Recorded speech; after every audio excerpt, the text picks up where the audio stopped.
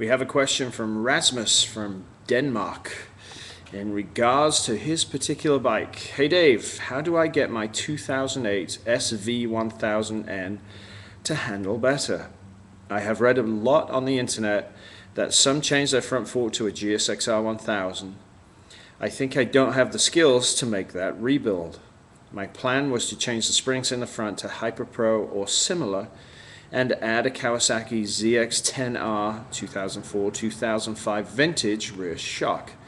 What is your advice? Well, Rasmus, thank you very much for the question. The venerable SV1000. Stock, it is extremely soft. And because it's extremely soft, it is extremely low to the ground. And because of that, it's very sluggish to handle. Wonderful commuting bike, solid as a rock. But if you want to try and get on that bike and make it a little more lively, it really, as you are finding out, does need a little help. Your first order of business is, of course, to go ahead and respring the front, which you have suggested you will do. If you are respringing, please go with a linear spring that does reflect your weight. We don't have the weight, so we can't make the recommendations. It is a heavy bike, so in general you will be looking at somewhere between a 9.0 and a 1.0 kilogram spring for the front forks. The rear shock does need to be longer, absolutely. So getting the Kawasaki shock, if you're going for the ZX10 0405 shock as a cheap surrogate shock to put in there, please understand the following. One, you need to measure the shock versus stock. Is it longer, and by how much? If it's too long, you're not going to get the swing arm angle you need, and the handling will be atrocious. So you need to make sure with the surrogate shock that you're putting in that it is probably 5 to 7 millimeters, maybe 10 at max, longer than stock. Now, depending on your rear wheel position, you also need to check and do the math or measure your swing arm angle once that shock is installed. If the bike is sitting on the kickstand, you should see a swing arm angle of around 11 degrees because the bike's not fully unloaded. So that will be within parameters. If you see a bigger number like 13, there is a problem in that the shock is in essence too long. The other thing to remember, of course, when you put a surrogate shock on, even though it's from a bike that may be similar, it's 1,000.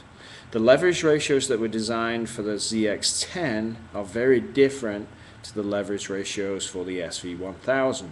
So you have to look at the spring rate, and then you may have to go in and revalve that shock to make it work for the SV1000. You may get lucky in that your body weight is correct, the spring is correct. If you change the valving via the adjusters for compression and rebound, you find something suitable and comfortable, then all is well with the world, and you have a much better handling motorcycle. So hopefully that helped you with your question. Please do be thorough with the research though on the rear end in making sure that that swap is appropriate, and be prepared to spend some money on respringing and potentially revalving that shock, because if the shock's cheap, that's one thing, but making it work and having the right swing arm angle is absolutely imperative if you fix the front so that the bike rides safely, and you truly do get much better and more improved handling from the motorcycle, which is easily done on that particular bike.